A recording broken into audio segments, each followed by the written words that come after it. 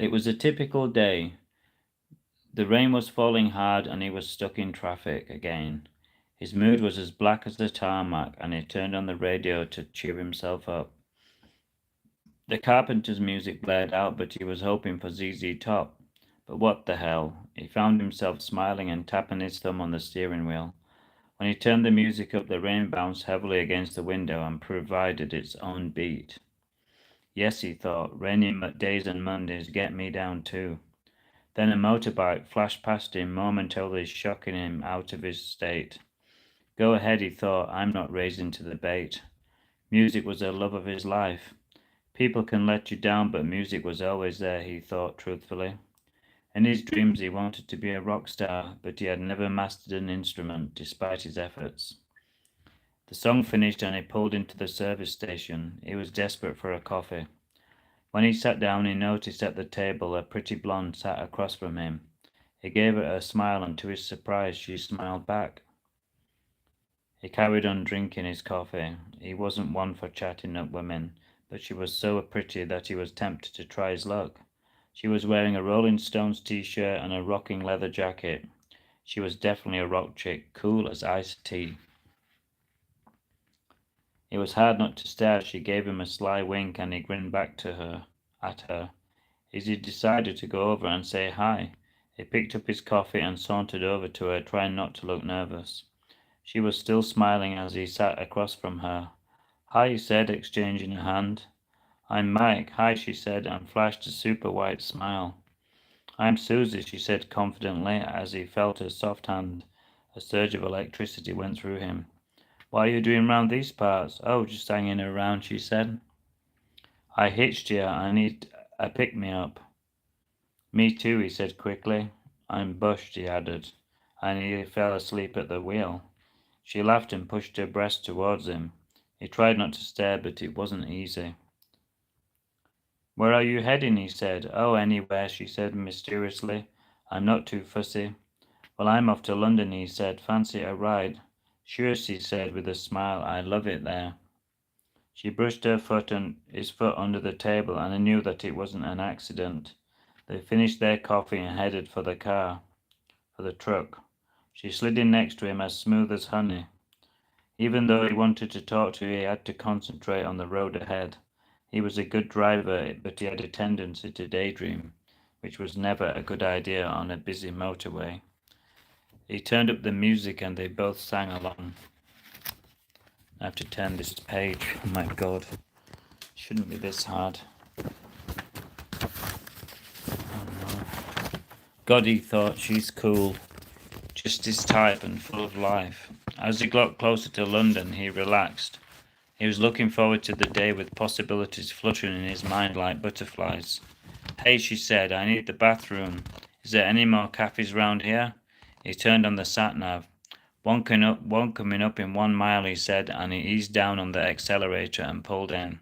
His head was pounding and he needed a rest himself. Don't worry, she said, I'll get them.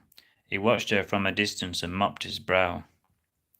She plonked the coffee in front of him and he admired her lovely smile. They chatted about the weather and he was so tired that he quickly ran out of things to say, so he let her continue. I used to go to London often, she said. It's a fun, cool place. I love hitchhiking. It's great fun and you never know who you can meet, she said. Oh, isn't it a bit dangerous, he added, for a beautiful woman like you? He was genuinely concerned. Well, you have to be careful, she said with a smile. There's some real weirdos out there. The coffee was really perking him up and he was looking forward to an exciting day in the city. Maybe he could get lucky, he thought. Miracles can happen. With the friendliness and the flirtatious way she was talking to him, it was a definite possibility, he thought. He knew of a few hotels that he could put her up in, and it was obvious to him that she was no prude. Maybe we could have an affair, he thought, looking into her icy blue eyes and savouring the idea. It had been a while since he had had any passion in his life, and it was long overdue. Hello, hope you're enjoying my story. With every gulp of his coffee, he could feel himself coming back to life. She told him all about her travels around the world, and especially California, a place he loved. and which he had always wanted to visit. She was very enthusiastic, and he could visualize the sunshine and the beautiful people lounging on the beaches. It sounded so much more exciting than dreary, rainy London, he thought. That reminds me, she said wistfully. I have some mementos in my bag from my travels. She plunked a newspaper in front of him. That's the LA Times, she said.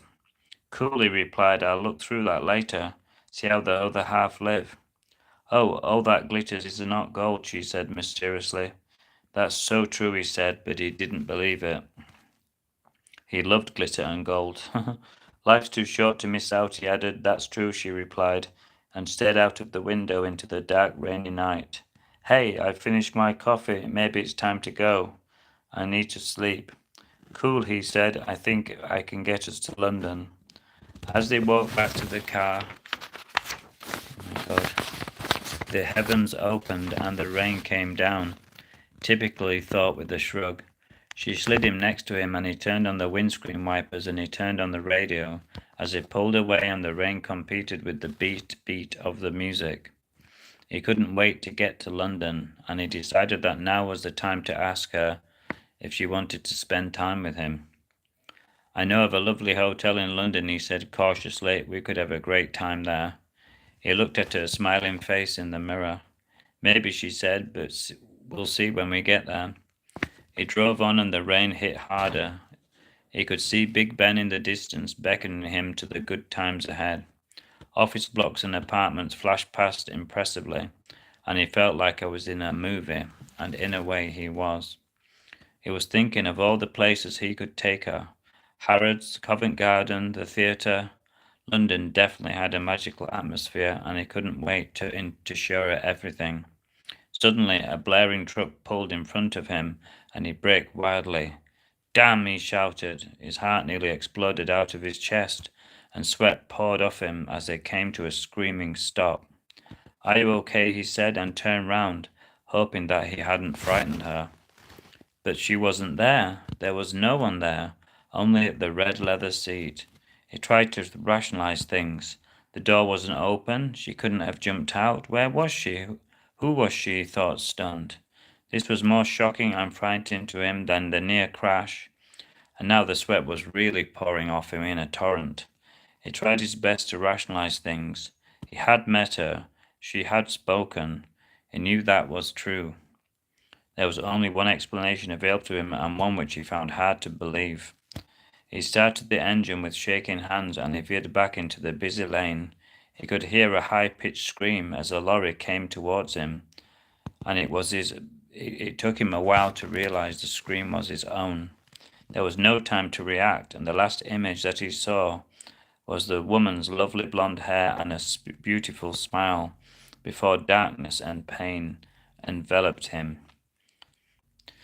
The next day, going slowly through the wreckage, a police officer picked up the newspaper preserved in the car and idly flicked through it. His interest was piqued by a picture on the second page. It was of a beautiful blonde woman who had been declared missing while hitchhiking. She was the most beautiful woman he'd ever seen, like a movie star from the golden age.